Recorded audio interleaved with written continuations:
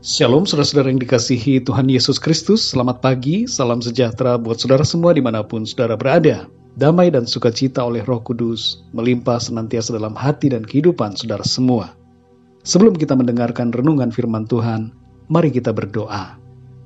Bapa kami yang di surga, Bapa dalam nama Tuhan Yesus Kristus, kami mengucap syukur untuk pagi hari ini, kekuatan yang baru Tuhan kembali berikan buat kami. Dan kami percaya berkat-berkat yang baru Tuhan sudah sediakan bagi kami di hari ini. Di waktu yang indah ini Tuhan, kami mau menyiapkan hati kami untuk mendengarkan renungan dan sabda firman-Mu. Berkatilah kami ya Tuhan, dan tolong kami supaya kami dapat memahami setiap kebenaran firman-Mu, dan kami dapat mengerti apa yang menjadi kehendak-Mu bagi kami. Terima kasih Tuhan. Dalam nama Tuhan Yesus kami berdoa. Haleluya. Amin. Saudara yang dikasihi Tuhan, nats Alkitab dalam renungan saat ini terdapat di dalam Matius pasal 15 ayat 21 sampai 28. Saudara dapat membacanya secara pribadi kemudian melanjutkan renungan ini. Saya akan membacakan ayat yang ke-28. Matius 15 ayat 28 tertulis demikian.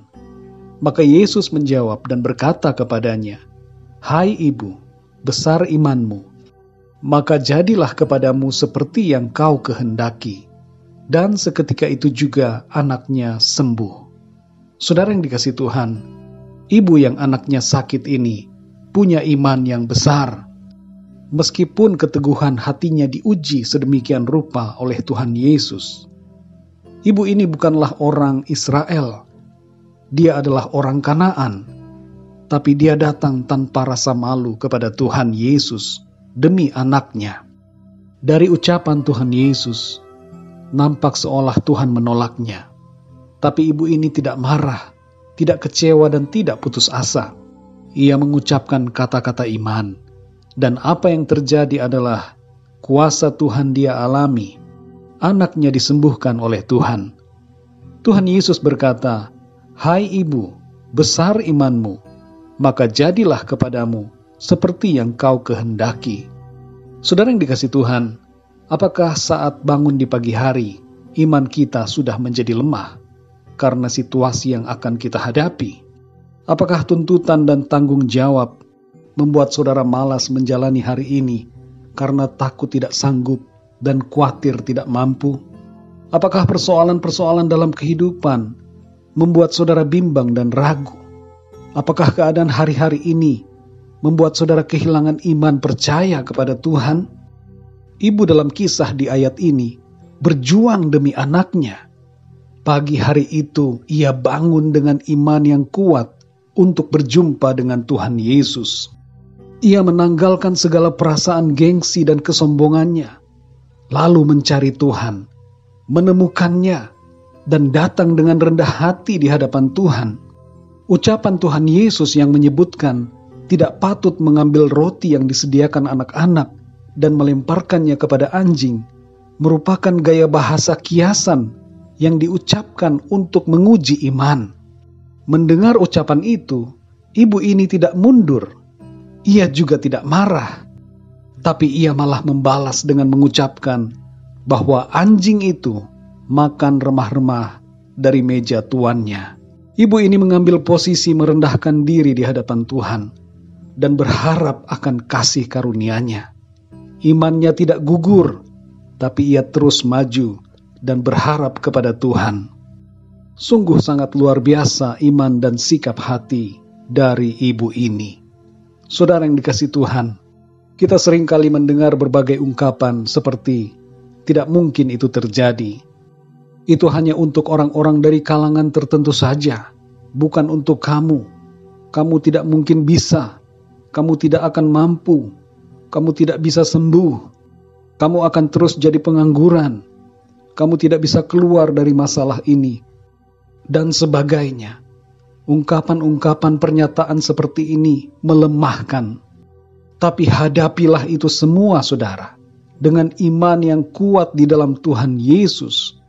Masalah sebesar gunung pun tidak seharusnya membuat iman kita lemah. Seharusnya kita berkata, kalau orang lain ditolong Tuhan, saya pun pasti akan ditolong. Kalau orang lain mengalami mujizat Tuhan, saya pun pasti mengalami mujizatnya. Kalau orang lain bisa, saya juga pasti bisa. Kalau orang lain mampu, saya juga pasti mampu oleh kuasa dan pertolongan Tuhan Yesus. Saudara yang dikasihi Tuhan, Ibrani 11 ayat 1 mengatakan, iman adalah dasar dari segala sesuatu yang kita harapkan dan bukti dari segala sesuatu yang tidak kita lihat. Mari saudara, bangun di pagi hari ini dengan iman. Miliki iman yang mengatasi gunung. Ada Tuhan Yesus yang beserta dengan kita dan di dalam kita. Ia berkuasa dan sanggup menolong. Ia sanggup menyatakan kuasanya di dalam hidup kita. Hadapi hari ini dengan percaya kepada Tuhan sepenuhnya. Milikilah semangat yang baru dan iman yang kuat di dalam Tuhan. Katakan dengan iman dan kerendahan hati, Tuhan, aku percaya akan kuasa dan pertolongan-Mu. Tolonglah aku ya Tuhan, dalam menjalani hari ini, kuasa-Mu dan penyertaan-Mu, Tuhan nyatakan dalam hidupku. Pertolongan Tuhan akan dinyatakan dalam hidup kita. Mujizat Tuhan terjadi dalam hidup kita, saudara.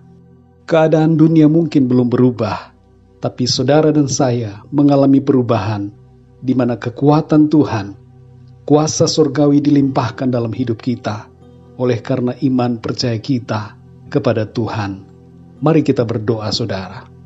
Bapa kami yang di surga, Bapa di dalam nama Tuhan Yesus Kristus, kami mengucap syukur ya Tuhan untuk firman-Mu, yang mengingatkan kami untuk selalu beriman percaya dengan teguh kepadamu. Situasi dan keadaan yang terjadi seharusnya tidak menggoyahkan iman kami. Seperti seorang ibu dalam ayat ini, yang sungguh-sungguh mencari Tuhan, merendahkan dirinya, dan percaya kepadamu. Dengan iman yang teguh, ajar kami Tuhan untuk memiliki iman yang seperti ini. Engkau adalah Tuhan yang berkuasa. Engkau sanggup melakukan segala perkara. Hidup kami di bumi ini ada dalam kedaulatan dan kuasa-Mu. Kami percaya Tuhan, segala persoalan dan masalah, segala tantangan kami dapat hadapi bersama dengan Tuhan. Pagi hari ini kami bangun dengan iman, percaya kepadamu, bahwa Tuhan akan melimpahkan kuasa-Mu. Tuhan, Engkau akan melimpahkan mujizat-Mu dalam hidup kami. Engkau memberikan kami kekuatan untuk melalui hari ini dengan penuh sukacita dan kemenangan. Terima kasih Tuhan, terpujilah nama-Mu.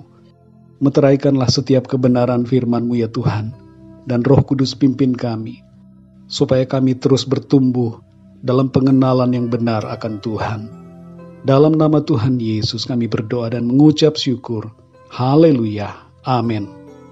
Puji Tuhan, saudara yang dikasihi Tuhan, saya percaya firman Tuhan menjadi berkat dan kekuatan buat saudara semua, dan Roh Kudus akan menolong saudara untuk lebih lagi memahami kebenaran firman Tuhan. Tuhan Yesus memberkati saudara semua. Sampai jumpa dalam renungan yang berikutnya. Haleluya.